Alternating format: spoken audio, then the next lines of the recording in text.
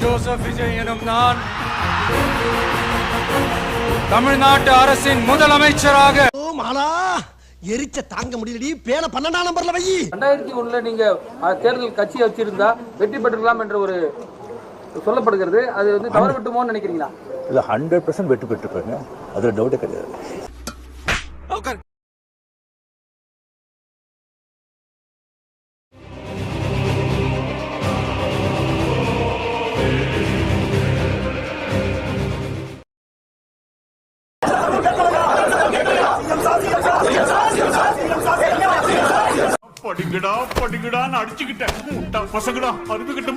அந்த bus miss பண்ணிட்டீங்கன்னு நினைக்கிறீங்களா? யார் யாது கேக்குற கேள்வியை பார்த்தா ரிப்போர்ட்டர் மாதிரி தெரியல.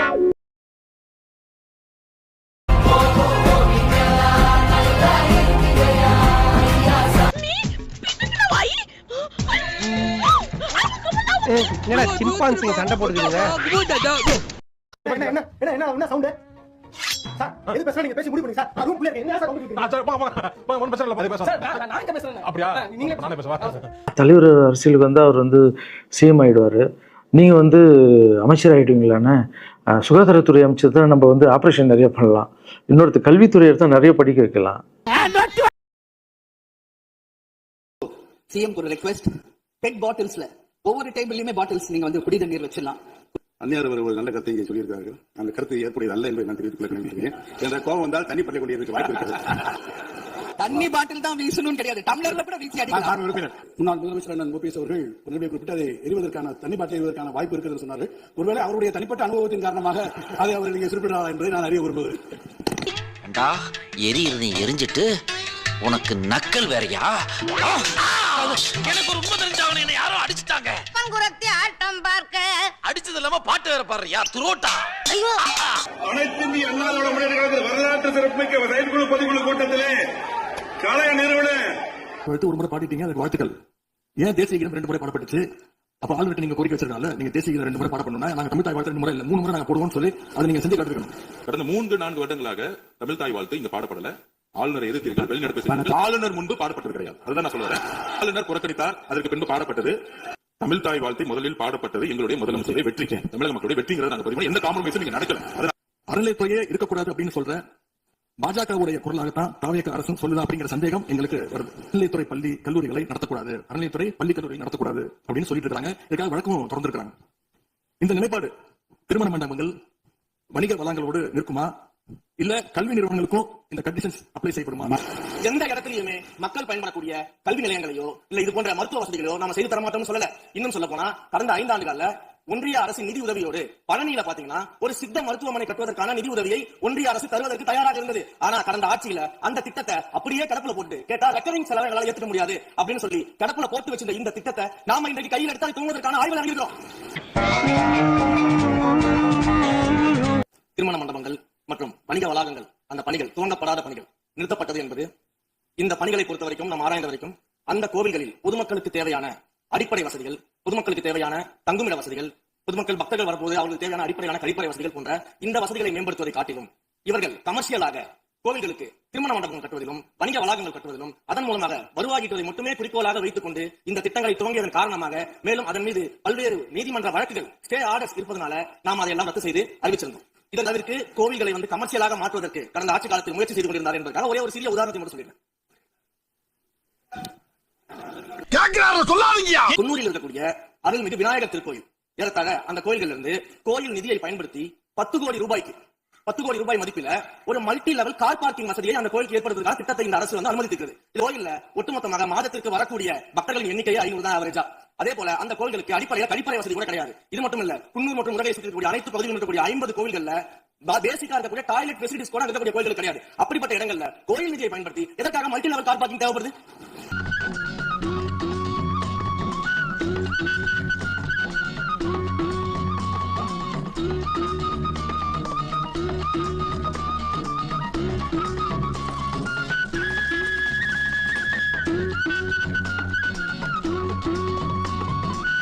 இது உண்டியல் இதே போட்டுங்க.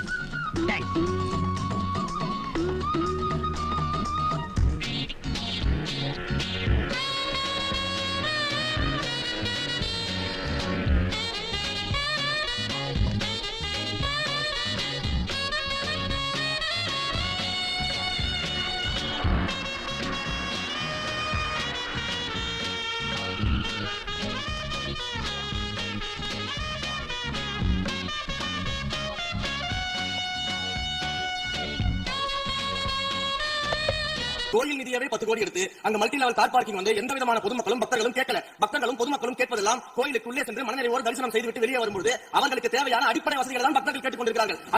இன்னைக்கு தமிழ்நாட்டிலேயே மின்வெட்டுல நம்பர் 1 தொகுதி கடம்பூர் தொகுதி தான்.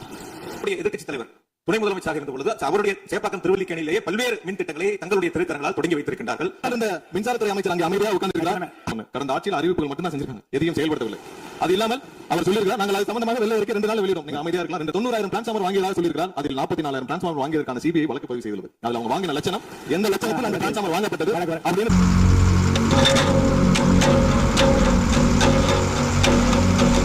எவ்வளவு நேரத்தில் அது சீர் செய்யப்பட்டது, சரி செய்யப்பட்டது பார்த்திருக்கோம். எங்கெல்லாம் ஃபியூஸ் திருட்டு நடக்கப்பட்டதோ அவரெல்லாம் கைது செய்யப்பட்டிருக்கிறார்கள். தமிழ்நாடு எத்தனையோ திருடர்களை பார்த்திருக்கிறது. அலிபாபாவும் 40 திருடர்களையும் கூட பார்த்திருப்பீர்கள். அலிபாபாவும் ஃபியூஸ் கேரிய திருடர்களையும் இப்போதுதான் எங்களுடைய மின்சாரத்துறை அமைச்சர் பார்த்துக் கொண்டிருக்கிறார். அவர்கள் மின்வெட்டை குறித்து சொன்னதற்கு மாண்புமிகு புரட்சித் தலைவி அம்மா அவர்கள் இதே மாமன்றத்தில் சொன்ன ஒரு வரியை சுட்டிக்காட்ட ஆசைப்படுகிறேன். இந்த மாமன்றத்திலே தமிழ்நாட்டிற்கு மின்சார தடையை அறிமுகம் செய்த திமுக மின்சார தடையை பற்றி பேசுகிறது என்று அவர் கேட்டார். கலைஞர் வண்ண தொலைக்காட்சி கொடுத்தார்கள், அந்த நாட்களை பார்க்க முடியாது. கலைஞர் வண்ண தொலைக்காட்சி கரண்ட் இல்லாம கலப்பு இல்லையா பிளாக் அண்ட் ஒயிட்டாவே போன அந்த காலங்களை எல்லாம் மறந்துவிட்டு எல்லா மேலிடத்துக்கு தெரியும் அப்படின்னு பாதிக்கப்பட்ட பெண் பேட்டி கொடுத்திருக்காங்க. யார் அந்த மேலிடம் அப்படின்னு இன்னைக்கு மக்கள் கேட்க ஆரம்பிச்சிருக்காங்க. தனக்கு நேர்ந்த கொடுமையை ஆளுங்கட்சியுடைய அமைச்சர்கள் 2ஆம் கட்ட 3ஆம் கட்ட தலைவர்கள் சொன்னதாகவும் பாதிக்கப்பட்ட பெண் இன்னைக்கு சொல்லிருக்காங்க. சட்டம் ஒழுங்கு பிரச்சனை பற்றி பேசுகிறவர்களுக்கு அண்ணா பல்கலைக்கழகம் நினைவுக்கு வரவில்லையா? அண்ணா நகரில் பெத்த பிள்ளைக்கு கொடுமை நடந்ததற்கு கம்ப்ளைண்ட் கொடுக்க வந்த அப்பா அம்மா மீதை அடித்து துன்புறுத்தியது நினைவுக்கு வரவில்லையா? யார் அந்த மேலிடம் என்று கேட்பவர்களுக்கு யார் அந்த சார் என்பது நினைவுக்கு வரவில்லையா என்பதை உங்கள் மூலமாக நான் கேட்டுக்கொள்கிறேன். அன்றைக்கு திராவிட முன்னேற்ற கழகத்துடைய முதலமைச்சராக இருந்த திரு மு.க. ஸ்டாலின் அவர்களுடைய ஆட்சியில், நீங்கள் டெப்டி சிஎம் இருந்த ஆட்சியில் 2023 இருந்து 2024 ஒரு வருடத்தில் 40% போஸ்கோ ஆக்ட், அதாவது குழந்தைகளுக்கு பாதிப்பு ஏற்பட்டது. யாரோட இருக்குன்னா NCRP. இதற்கு முக்கிய காரணம் ட்ரக்ஸ். 6 வருடங்களுக்கு முன்பு ட்ரக்ஸ் தமிழ்நாட்டில் கிடையாது, இது எல்லோருக்கும் தெரியும். ஆனால் இந்த 5 வருடத்தில் ட்ரக்ஸுக்கான பிரச்சனைகளை எத்தனை முறை ரிவ்யூ மீட்டிங் போட்டு சரி செய்யப்பட்டது. அன்று டெப்டி சிஎம் இருந்தவர் இந்த 40% கிட்டத்தட்ட 6,968 இருந்து 10,046 காசா இன்க்ரீஸ் ஆயிருக்கு. உங்களுடைய ஆட்சியில் எந்த நேரத்தில் டெப்டி சிஎம் இருந்து இந்த போஸ்கோ வழக்குகளை நீங்கள் ரிவ்யூ மீட்டிங் பண்ணி குறைச்சீர்கள்? தமிழக வெற்றி கழகத்தோட ஆளுங்கட்சி திராவிட முன்னேற்ற கழகத்தில் எத்தனை பேர் 2 வயசு குழந்தைகளை ரேப் பண்ண திராவிட முன்னேற்ற கழகம் ஆதாரம் இருக்கு. 22 வயது தலித் பெண்ணை 2 திமுக நிர்வாகிகள் பல மாதங்களாக கூட்டு பலாத்காரம் செய்த ராணிப்பேட்டை மாவட்டம் அரக்கோணம் அருகே திமுக பிரமுகர்கள் பாலியல் தொலைப்பு அரக்கோணத்தின் கல்லூரி மாணவியை திமுகவை சேர்ந்த தெய்வ செயல் அரசியல்வாதிகளுக்கு இரையாக்கும் என்பதாக காவலரிடம் அநேகமாக நடந்து கொண்டதாக திமுக நிர்வாகிகள் தூத்துக்குடி அருகே தாய் மற்றும் மகளுக்கு பாலியல் தொந்தரவு அளித்து வரும் திமுக விருதுநகர் மாவட்டம் சேவிலிபுத்தூர் அருகே பாலியல் தொலை கொடுத்ததாக திமுக நிர்வாகியை கைது செய்ய சென்னை அண்ணா பல்கலைக்கழகத்தில் மாணவி ஒருவர் பாலியல் வன்கொடுமைக்கு உள்ளாக்கப்பட்டது. நிதியாய கூட்டத்தில் மாண்புமிகு முதல்வர் சொன்னதெல்லாம் 40 நாட்கள் நீங்கள் செய்திருக்க முடியாது, அது திமுக தான் காரணம் என்று சொன்னார்கள். நானும் அதை தான் சொல்கிறேன். இன்று அவர் சொன்ன சட்டம் ஒழுங்கு போதைப் பொருள் எல்லா பிரச்சனைக்கும் 5 ஆண்டு காலமாக அவர்கள் செய்த திமுக ஆட்சி தான் காரணமாக இருக்க முடியும். நீ கேட்ட ஒவ்வொரு கேள்வி என்ன செருப்பால அடிச்ச மாதிரி இருக்கடா. மாதிரி இல்ல, உண்மையிலே செருப்பால தான். பள்ளி மாணவர்களுடைய புத்தக பையிலே அன்றைய முதல்வர் ஸ்டாலின் படத்தை நாங்கள் போடவே இல்லையே என்று பெருமையாக சொன்னார். அப்புறம் ஏன் சார் லேப்டாப்ல போட்டு அந்த படத்தை போட்டீங்க? நீங்க லேப்டாப்பில் போட்ட படத்தை எங்கள் மாணவர்கள் திண்ணர் வைத்து அழித்து விட்ட காட்சிகளும் சமூக வலைதளத்தில் பார்த்துக் கொண்டுதான் தமிழ்நாடு இந்த சோஃபா கதையை எண்ணிக்கை விட போகிறார்கள். எங்கள் தலைவர் சினிமாவை விட்டாலும் அவர்கள் அட்லி என்கிறார்கள், புஷ்பா என்கிறார்கள், ஜுராசிக் பார்க் என்பார்கள் போல் இருக்கிறது. நான் ஒன்று சொல்லிக் கொள்கிறேன், அந்த சோஃபா அவர்கள் வாங்கியது, அவர்களுடைய வசதி கருத்து வாங்கியது. மதிப்பிற்குரிய அண்ணன்களை நீங்கள் சிறுமைப்படுத்தக்கூடாது. ஆனால் ஒன்று உறுதி, எந்த காரணம் கொண்டும் பார்க்க வருகிற கூட்டணி தலைவர்களுக்கு மட்டும் பிளாஸ்டிக் சேர் போட்டதை போல சிறுமைப்படுத்தக்கூடிய கட்சி தமிழக வெற்றி கழகம் இல்லை என்பதை இந்த நேரத்தில் தெரிவித்துக் கொள்கிறேன். அரசியல் கேட்கிறேன், நான் அரசியல் வரலாமா? இதை பார்த்துட்டு இருக்கிறவங்களுக்கு, இந்த மக்களை கேட்கிறேன், நான் அரசியல் வரலாமா? அது தகுதி எனக்கு இருக்கா? அப்படி பொத்தினி நில்லையா ஓரமா? எதிர்த்து பேசினாதான் எதிர்கட்சின்னு ப்ரூவ் பண்ண முடியும்னு நினைச்சுக்கிட்டு பேசின எதிர்கட்சியை சேர்ந்த எதிர்கட்சி தலைவர் உள்ளிட்ட 2017 கடைசியில இருந்து 2026 ஏப்ரல் வரைக்கும் இருந்த புண்ணியவான்கள் ஆட்சியில ஒவ்வொரு டிபார்ட்மெண்ட்லயும் போட்ட ஏராளமான ஓட்டைகளை இப்படியே பேசிக்கிட்டே இருந்தா என்னடா அர்த்தம்? எது பெருசுன்னு அடிச்சு காட்டு. அடைச்சுக்கிட்டு படிப்படியா மக்களுக்கு நல்லதையும் செஞ்சுக்கிட்டே வருவோம். நமக்கு எதிரா யார் யாரும் சேரவே மாட்டாங்கன்னு நினைச்சவங்க எல்லாம் ஒன்னா சேர்றாங்க. நம்ம ஆட்சிக்கு டேட்டு குறிக்கிறாங்க. சட்டமன்ற உறுப்பினர்களுக்கும் அமைச்சர்களுக்கும் மக்கள் பணி செய்ய தெரிஞ்ச அளவுக்கு மக்கள் பணத்தை சுருட்ட தெரியாதுதான்.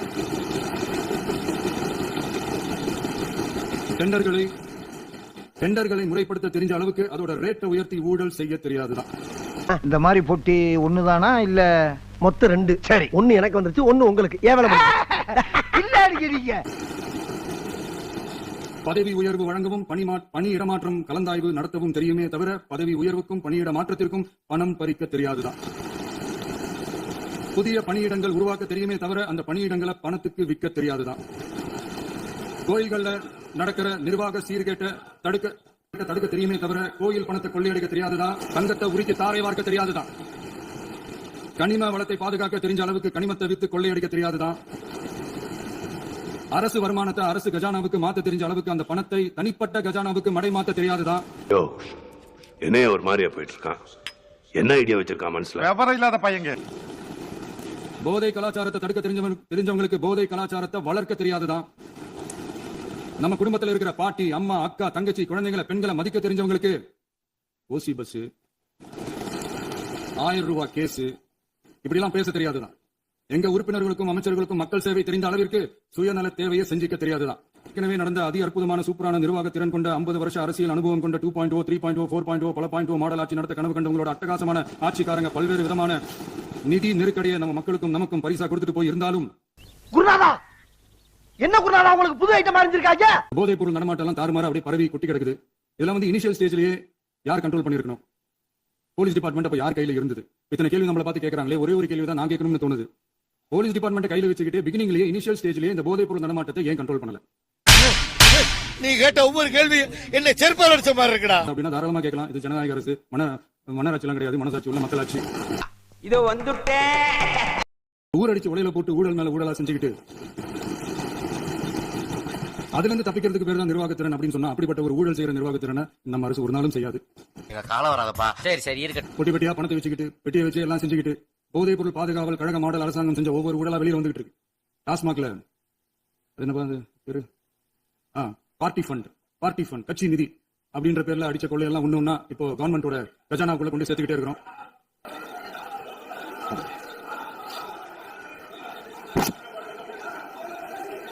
அவங்களுக்கு என்னுடைய பதில் கோவத்தை தான் வரவழைக்கும். உங்களுக்கு கோவம் தான். மின்வெட்டில நீங்க சொன்னீங்க, உங்களுடைய முன்னாள் அமைச்சர் ஆற்காடு வீராசாமி இருக்கிற போது மின்வெட்டால் தான் நாங்கள் ஆட்சியை மாறி என்றால் சொன்ன கதையெல்லாம் இருக்கு. அதெல்லாம் சொன்ன பண்ணாங்க. இவர்தான் மானஸ்தன். வணக்கம். மானஸ்தனா? மூஞ்சி பார்த்தா அப்படி தெரியலையே. பேர் வைக்கும் போது குப்புறப்படுத்திருந்தாரு. வச்சதுக்கு அப்புறம் தான் மூஞ்சி பாத்துருக்காங்க. மக்கள் பணத்துல இருந்து ஒரு பைசா கூட தொடமாட்டோம், தொடவும் விடமாட்டோம், தொட்டா விடமாட்டோம், இதுக்கு முன்னாடி தொட்டவங்களையும் விடமாட்டோம். எவ்வளவு ட்ரிக்ஸா என்னை உள்ள கொண்டாட்டீங்களே. வெளியே வாங்க, அவங்கள வச்சுக்கிறேன்.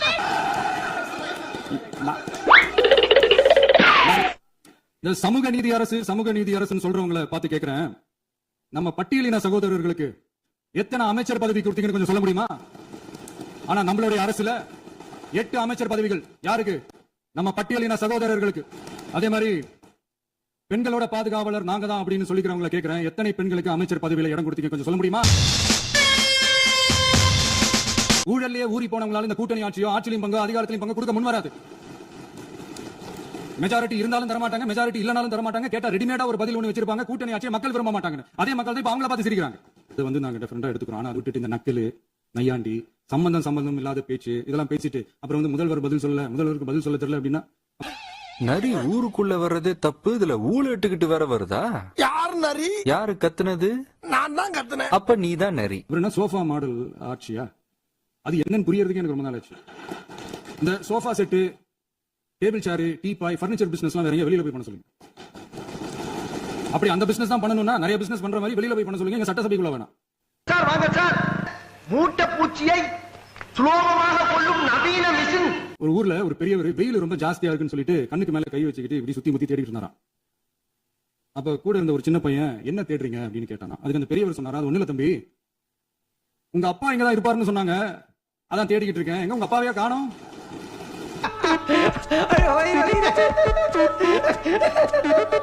உங்க அப்பா இங்கதான் இருப்பாருன்னு சொன்னாங்க, அதான் தேடிக்கிட்டு இருக்கேன். எங்க உங்க அப்பாவையா காணோம்? வெள்ளிக்கிழமை விடியும் வேலை வாசலில் கோலம் போட்டே. உங்க அப்பா இங்கதான் இருப்பாருன்னு சொன்னாங்க, அதான் தேடிக்கிட்டு இருக்கேன். எங்க உங்க அப்பாவையா காணோம்?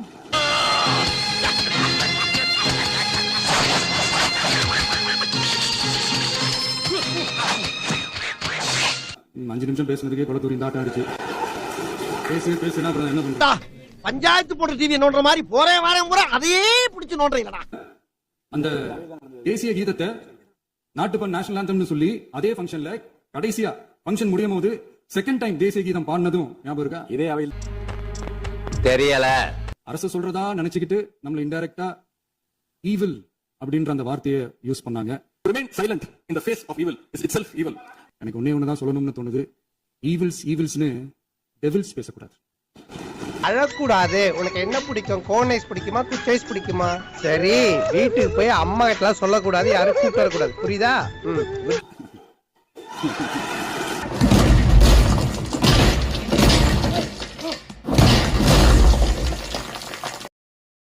நீங்க ஊத்துற மாதிரி இப்படி துளி குதிச்சீங்க நீங்க யோக்கியனா? இப்ப நீங்க ஏற்கனவே வந்து தாம்பரத்துல நடந்த ஒரு பயோ மைனிங் உடைய அந்த ஒரு கான்ட்ராக்ட் 7.5% நீங்க பார்ட்டி ஃபண்டா வாங்கிருக்கீங்க அப்படிங்கிற அந்த நிறுவனம் வெளியிட்டு அதாவது 35 கோடி ரூபாய்க்கு எடுத்த அந்த ப்ராஜெக்ட்ல நீங்க 2.62 கோடி ரூபாய் நீங்க பார்ட்டி ஃபண்டா வாங்கிருக்கீங்க. இதுல உதயநிதி அவர்களும் ஸ்டாலின் அவர்களும் கேட்டுக்கொண்டதுக்கு இந்த கவர்மெண்ட் நல்லா இயங்குவதற்காக நாங்க கொடுக்குறோம் அந்த நிறுவனம் போட்டுக்க நான் கொடுத்தாச்சா? நீங்க கேட்ட எவிடன்ஸ் அப்படியே பார்ப்போம். மு கருணாநிதி அவர்கள் இருக்காங்க. மு கருணாநிதி அவர்களுக்கு வந்து மொத்தம் 3 பொண்டாட்டி இருக்காங்க. இருக்கிறது 3 மட்டும் தான் தெரியும். ஒரு 8 பொண்டாட்டி அவர் கட்டினார் அப்படிங்கிறது உங்க ஊர்ல ஒரு 8 பெண்களுடன் வாழ்ந்ததாவது. எங்க மனுஷன் 8 பொண்டாட்டி கட்டி சோறு போட்டுக்கா போனா சாதாரண விஷயம் கிடையாது. இதுக்குனே ஒரு தனி பட்ஜெட் போட்டு தமிழ்நாடு அரசு 8 பொண்டாட்டிக்கு சோறு போட்டுருக்காங்க. இத்தனை கூட ஒதுக்கி நீங்க கொடுத்துக்கணும். அவ்வளவு ஒரு லாங் டிராவல் வச்சுக்கலாம். அது அபிஷியலா 3. கலைஞர் அவர்கள் 1971-72 முதலமைச்சராக இருந்தார். அப்பொழுது பெரிய நடிகையாக ஒரு நடிகை இருந்தார். நடிகை வந்து ஒரு டான்ஸ் ப்ரோகிராம் நடக்குது. அப்போ கலைஞர் ஒரு ஸ்பெஷல் கெஸ்டா போறார். அந்த நடிகையுடைய நிறைய பாத்துக்கிறாரு, நிறைய படங்கள் பாத்துக்காங்க. அந்த நடிகை கூப்பிட்டு கலைஞர் அந்த அம்மா என்ன சொல்லுச்சுன்னா, வர முடியாது, அவர் முதலமைச்சர் நான் பையா சொட்ட அப்படிங்கிற மாதிரி வார்த்தைகளை பயன்படுத்தி சொல்லிட்டாங்க. எவ்வளவு முயற்சியும் அவருக்கு பெரிய இன்சல்ட் ஆயிட்டு. அதுக்கு பிறகு சினிமா துறையில அந்த நடிகைக்கு நீங்க வாய்ப்பே கொடுக்க கூடாது, அந்த பெண்ணுக்கு வாய்ப்பு மறுக்கப்பட்டது. அந்த பெண்ணுக்கு வாய்ப்பு கொடுத்த ஒரே ஒரு நம்முடைய முன்னாள் முதலமைச்சர் எம்ஜிஆர் அவர்கள் வாய்ப்பு கொடுத்தார். அதனால தான் பெரிய 2 பேருக்கு உரசல் ஆரம்பிச்சது எம்ஜிஆருக்கு கலைஞருக்கு அந்த இடத்துல. நீ எதுக்கு அந்த நடிகைக்கு வாய்ப்பு கொடுக்குற? அந்த இடத்துல வேற யாருக்கும் நினைக்காது எம்ஜிஆர் கூட நினைச்சிட்டு இருந்துச்சு. அதுக்கு பிறகு அந்த அம்மாவை அரசியல் கொண்டு வந்தாங்க. அதுக்கு பிறகு ஒரு 20 வருஷம் கலைஞர் படாத பாடுபடுத்தி கடைசி வரைக்கும் அந்த சீட்ல உட்கார மாட்டது அந்த நடிகை தான். அம்மாவை இந்த ஒரு கெஸ்ட் ஹவுஸ்ல கொண்டாந்து வச்சிருங்க, இங்கே இருக்கட்டும், அவங்க கட்சி பண்ணி ஆட்டட்டும் யாரும் கரணம் சொல்றாங்க. இது வீட்டுல யாருக்குமே பிடிக்கல. அப்பொழுது வந்து மூக அழகிரி இருக்காருல்ல, மூக அழகிரி எப்படியாவது இந்த கட்சியை நம்ம கைப்பற்றணும் அப்படின்னு ஒரு முனைப்போட இருந்தார். ஆனா கருணாநிதி அவர்கள் யாருக்கு கொடுக்கல? மூக அழகிரிக்கு கொடுக்கல, கனிமொழிக்கு கொடுக்கல, வேற யாருக்கும் கொடுக்கல. அவர் தேர்ந்தெடுத்த ஆள் யார் பாத்தீங்கன்னா மு க ஸ்டாலின் அவர்கள். ஏன் மு க ஸ்டாலின் அவர் தேர்ந்தெடுக்கிறார்? அந்த அளவுக்கு அவர் வந்து இவர்தான் ஆட்சி நடத்துறதுக்கு சரியான ஆள் அப்படிலாம் நினைக்கல. நான் இருக்கிற வரைக்கும் என்கிட்ட தட்டி பிடிச்சு போயிடக்கூடாது, இருக்கிற யாரு தத்தியா இருக்காலும் அவளை போட்டலாம் அப்படின்னு அவர் கொண்டு வச்சாங்க வச்சுக்கலாம். அதாவது வேண்டாம் இருப்பா பிள்ளை வைத்து அது மு க ஸ்டாலின் பேர் வச்சு அவர் வளர்த்தாங்க வச்சுக்கலாம்.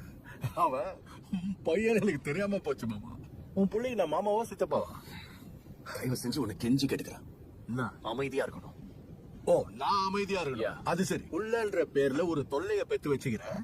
இல்ல குடும்ப கட்டுப்பாட்டுக்கு தான் ரப்பர்லாம் வைக்கிறாங்கல்ல, அதுல உன்னை வாங்கி மாட்டிருக்கலாம்ல. திருவிழா காதல் படத்துல உங்களுக்கு வாய்ப்பு தருகிறேன் என்று ஸ்ரீரெட்டியுடன் விஷாலும் உதயநிதி ஸ்டாலினும் இருந்தார்கள் என்ற மாதிரி அந்த அவங்க ஸ்ரீரெட்டியை ட்வீட் ஒன்று போட்டிருந்தாங்க. ஐ மீன் ஃபேஸ்புக்ல ஒன்று போட்டிருந்தாங்க. அந்த மாதிரி போட்டது படி அதெல்லாம் நம்ம வெளில சொல்ல முடியாது. என்ன யூஸ் பண்ணிட்டாங்க, எனக்கு நீங்க வாய்ப்பே கொடுக்கல அப்படின்ற ஸ்ரீரெட்டி சொல்லி. இந்த ஸ்ரீரெட்டி 1-2 ஆட்கள் கிடையாது. முருகதாஸ் மேல ஒரு அலிகேஷன் வச்சிருக்காங்க. அதுக்கு அரசியலுக்கு வர இருக்கிற அவங்களுடைய ராகவா லாரன்ஸ் மீது அலிகேஷன் வச்சிருக்காங்க.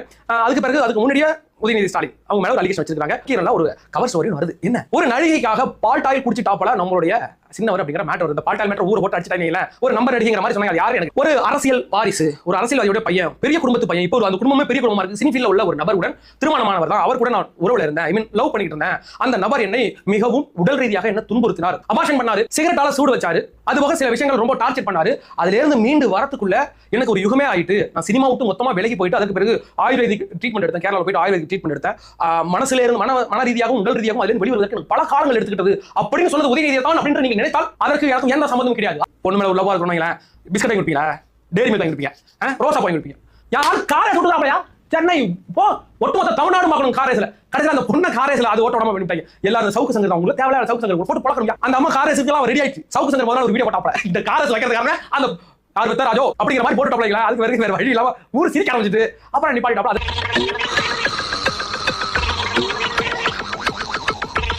இந்த கொள்கை ஒழுக்கமா இருப்பாங்க, நல்ல மனிதர் உள்ளது.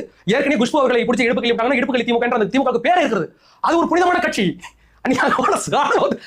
ஹரஹர மகாதேவிக்கு தான் அங்க நடக்கும். அந்த கதையில கேட்டா அப்படிதான் இருக்கும். அப்பே மோவே பாட்டை வரலாறு பெரிய பெரிய வரலாறு இருக்கு. திமுக அப்படிப்பட்ட வரலாறு இருக்குங்களா? நக்கல்யா அவனுக்கு.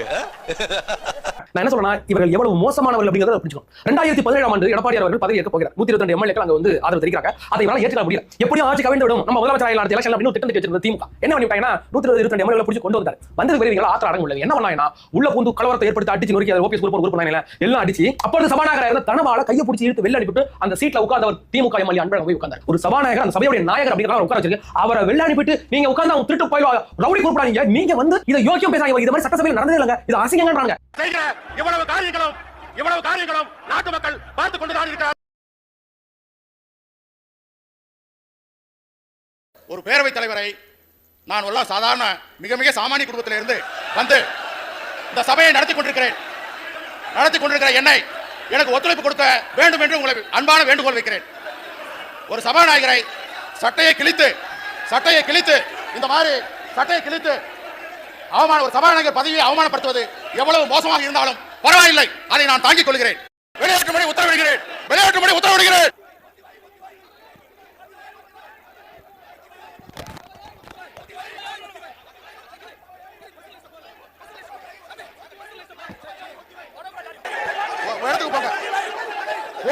என்ன நியாயம்?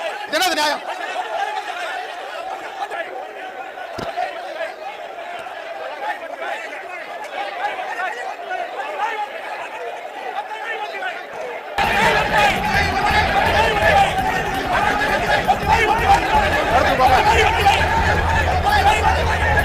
இடத்துக்கு போங்க. என்ன நியாயம்? என்னது நியாயம்? முதல்ல போய் உட்காருங்க. முதல்ல போய் உட்காருங்க.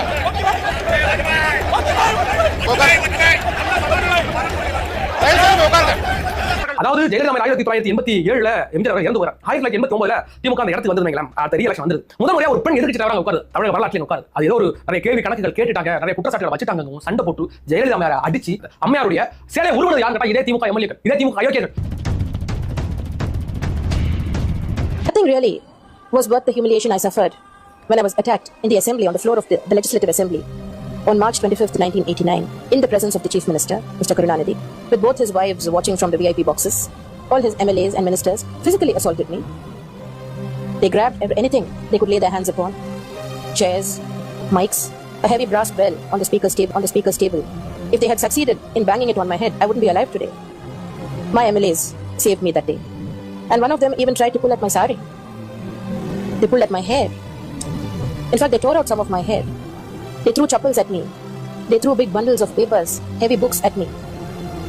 That day, I left the assembly in tears, but I was also angry. I made a vow, fulfilled my vow within 2 years. I did it.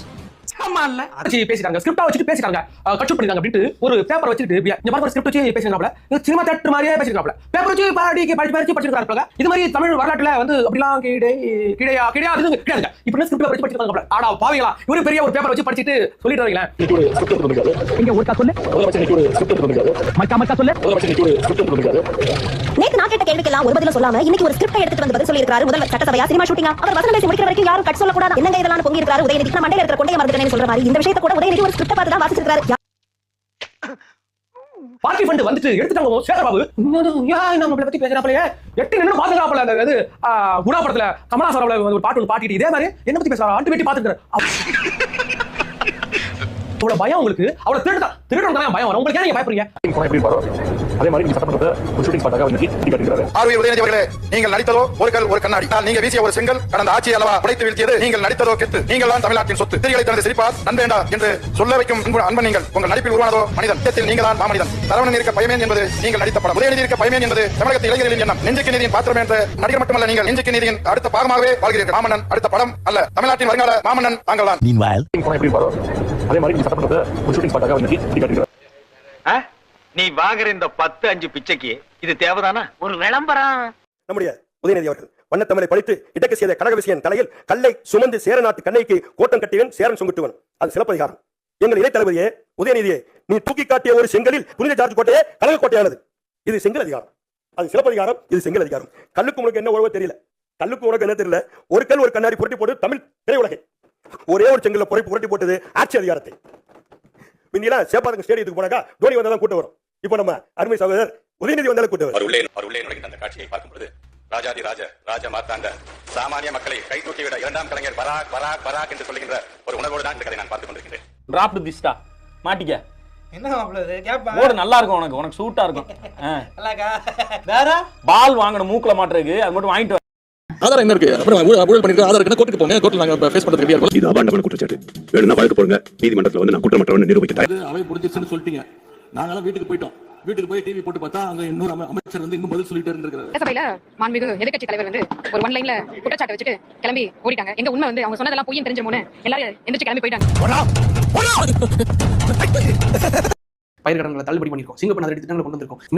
மின் கட்டுகள் இனிமேல் நடக்காம இருக்கிறதுக்கு 77 மையங்களை நாங்கள் அமைச்சிருக்கோம். பேர்பட்ட விஷயங்களை பண்ணிருக்கோம். பயிர்கடன்களை தள்ளுபடி பண்ணிருக்கோம். 75,000 வரைக்கும் பயிர்கடன் வாங்கியிருந்தா தள்ளுபடின்னு சொல்லிட்டு இருந்த விஷயத்தை நேற்றுக்கு 33,000 எக்ஸ்ட்ரா பண்ணி அதுவும் தள்ளுபடின்னு சொல்லியிருக்கோம். கோயில்களில் லைக் வந்து சேஞ்சஸ் கொண்டு வந்திருக்கோம். லைக் வந்து HRNC டிபார்ட்மெண்ட் கீழே 250 கோடிக்கான ப்ராஜெக்ட்ஸ் கேன்சல் பண்ணிருக்கோம். தவறான முறையில் அந்த பணத்தை பயன்படுத்துறாங்க அப்படின்னு சொல்லிட்டு அதை கேன்சல் பண்ணிருக்கோம். 2000 கோடிக்கு பிரிகேடு ரியல் எஸ்டேட்னு சொல்லிட்டு சதுப்பு நில காடை ஒட்டுமொத்தம் அளிக்கிற 2000 கோடிக்கான ப்ராஜெக்ட் அதை ஒட்டுமொத்தம் கேன்சல் பண்ணோம். இப்பேற்பட்ட விஷயத்தை எல்லாம் பண்ணிட்டு இருக்கோம். இது எதுவுமே பேசாம அவதூறா பேசி என்னன்னே உங்களுக்கு கிடைக்க போகுது.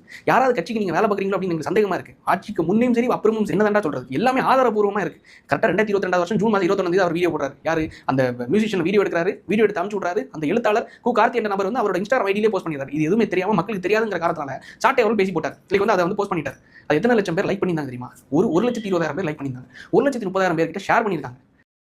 காலை உடைச்சு நீ திருந்தலையா? இவன் அடிச்சும் பார்த்தாச்சு, அவுத்தும் பார்த்தாச்சு. செந்தில் பாலாஜி இன்னும் அனிதா ராதாகிருஷ்ணன் இந்த 2 பேருக்கும் ஈடிக்கு ஒரு வழக்கு தொடர்ந்தாங்க. அந்த ஈடி வழக்கை விசாரிக்க வேண்டும் அப்படின்னு சொல்லி ஆளுநர் அவர்களிடம் தாவேகா அரசாங்கம் கேள்வி கேட்டிருக்காங்க. ஆனால் ஆளுநர் அவர்கள் அதுக்கு கையெழுத்து போட்டு கொடுக்க மாட்டாங்க. அப்ப ஆளுநர் அப்படின்னு சொல்லும்போது பிஜேபிக்கும் திமுகவுக்கும் அண்டர் கிரவுண்ட் டீலிங் ஏதாவது இருக்கா? ஆளுநர் அவர்கள் யாருக்கான அனுமதிக்காக வெயிட் பண்ணிட்டு இருக்காங்க? சீக்கிரமா அதெல்லாம் கொடுத்துருங்கப்பா, அவங்க மேல விசாரணை நடக்கட்டும் அப்படின்னு சொல்லி தாவேகா இந்த கேள்வியா கேட்கறாங்க.